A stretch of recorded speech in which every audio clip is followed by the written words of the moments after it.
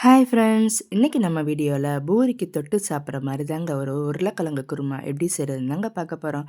வாங்க வீடியோக்குள்ள போலாம். நம்ம சேனலை ஃபர்ஸ்ட் டைம் பார்க்குறீங்க அப்படின்னா சப்ஸ்கிரைப் பண்ணிட்டு பாருங்க. இப்போ இதுக்கு தேவையான பொருட்கள் என்னென்னு பார்த்துடலாம். பட்டை, சோம்பு, கிராம்பு, நான் கூடவே 2 ஸ்பூன் அளவுக்கு கடலைப்பருப்பு எடுத்துருக்கிறேன். 3 பெரிய வெங்காயத்தை நீல வாக்கில் கட் பண்ணி வச்சுருக்கிறேன். ஒரு கொத்து கருவேப்பிலை, ஒரு 6, 7 வெள்ளைப்பூடு, ஒரு தக்காளி, 3 பச்சை மிளகாய் எடுத்துருக்கிறேன். 3 உருளைக்கிழங்க வேக வச்சு மசிச்சு வச்சுருக்கிறேன். தேங்காவை நல்லா மையாக அரைச்சி வச்சுருக்கிறேன்.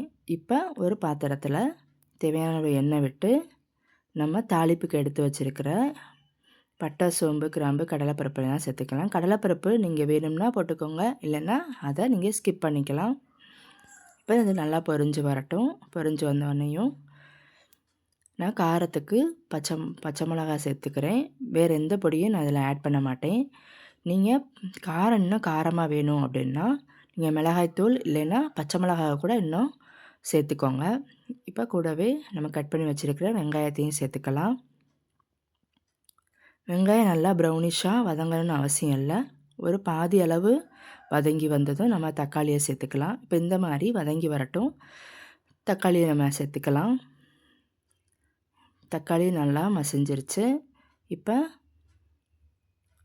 கலருக்காக மஞ்சள் தூள் நான் 1/2 ஸ்பூனுக்கு கொஞ்சம் மேலவே நான் சேர்த்துருக்கிறேன். நீங்கள் இன்னும் கலராக வேணும் அப்படின்னா நீங்கள் கூடவே சேர்த்துக்கோங்க. இப்போ உருளைக்கிழங்க நான் மசிச்சு வச்சுருக்கிறேன், அதையும் சேர்த்துக்கலாம். இன்றைக்கி நமக்கு இந்த உருளைக்கிழங்கு குருமாவை கொஞ்சம் தண்ணியாக தான் நம்ம வைக்க போகிறோம். ஏன்னா குழந்தைங்களும் நல்லா விரும்பி சாப்பிடுவாங்க எங்கள் வீட்டில். கெட்டியாக இருந்தால் தொட்டு சாப்பிட்ற மாதிரி ஒன்றுமே இல்லை அப்படின்ற மாதிரி சொல்லுவாங்க. அதனால் நான் தண்ணியாகவே நான் இன்றைக்கி செய்ய போகிறேன். இப்போ பூண்டை இடித்து வச்சுருக்கேன், அதையும் சேர்த்துக்கிறேன். இப்போ பூரி செய்கிறதுக்கு கோதுமை மாவை நான் பிசைஞ்சு வச்சுருக்கிறேன்.